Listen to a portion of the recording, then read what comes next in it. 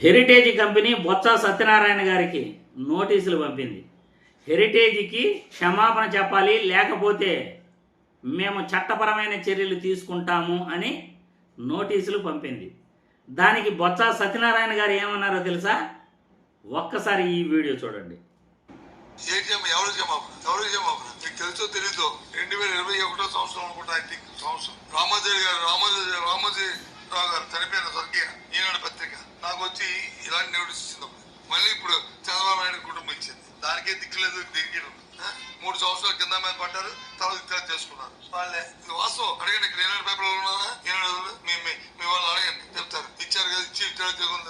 ఎందుకంటే మేము నిబద్ధంగా ఉన్నాం. ఎవరి మీద బురద మీరు తుడుచుకోవాలని, లేదా ఎవరి మీద రాయిసి మీరు వచ్చి దాన్ని తుడుచుకోండి అని చెప్పే తత్వం కాదు. వాస్తవం ఉంటే మాట్లాడతాం, వాస్తవాన్ని చెప్తాం, వాస్తవాన్ని ప్రజలు పరిశీలించమంటాం.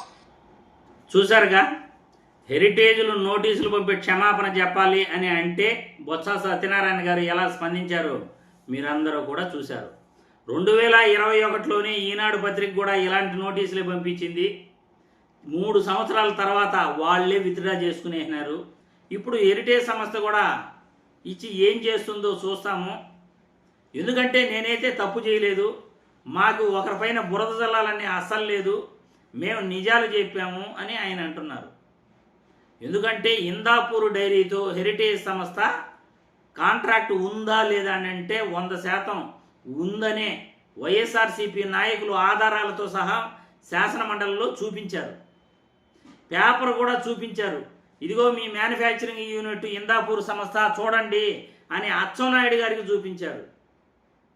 అదేవిధంగా భువనేశ్వరి గారు, చంద్రబాబు నాయుడు సతీమణి భువనేశ్వరి గారు, అచ్చెన్నాయుడు శాసనమండలిలో మాకు నెయ్యితో హెరిటేజ్కు సంబంధమే లేదు అని అంటే మేము హెరిటేజ్లో పాలతో పాటు నెయ్యి, ఇతరత్ర ఫుడ్ ప్రోడక్ట్స్ కూడా తయారు చేస్తాము, అమ్ముతాము అని ఆమె భువనేశ్వర్ గారు చెప్పే వీడియో ఈరోజు సోషల్ మీడియాలో పుంకాలుగా వైరల్ అవుతూ ఉంది.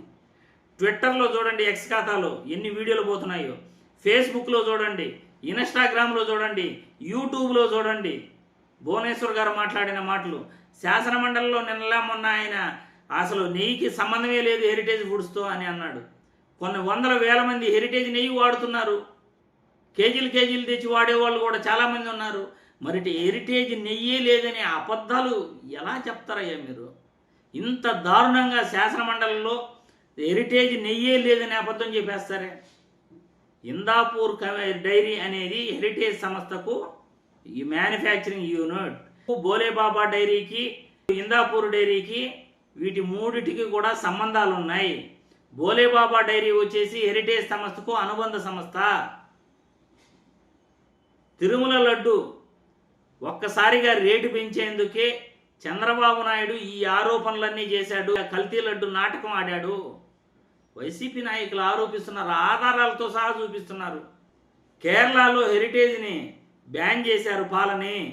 దాంట్లో క్యాన్సర్ కారకాలు ఉన్నాయని ఒక ప్రకృతి వైద్య నిపుణుడు కూడా చెప్పడం జరిగింది.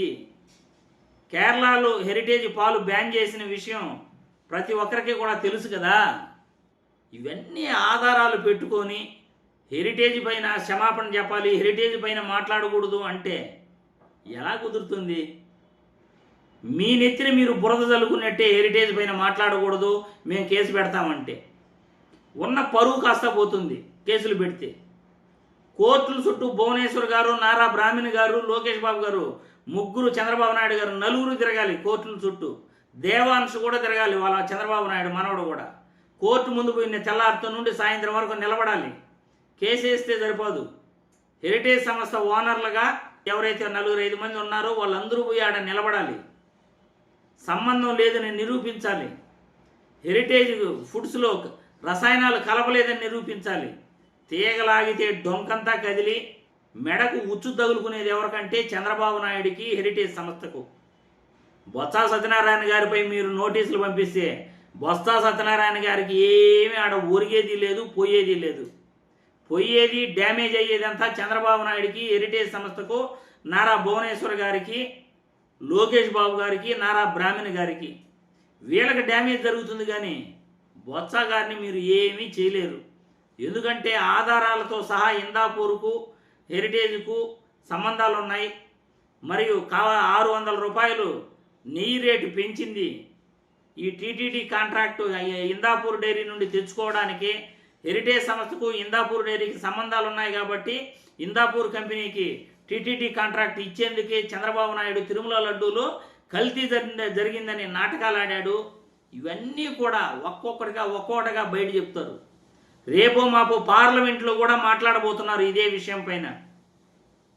దేశం మొత్తం మీద కూడా హెరిటేజ్ సంస్థనే పరువు పోతుంది. లేనిపోనివన్నీ మీ మేడకు తగులుకుంటాయి. అది గుర్తుపెట్టుకోండి.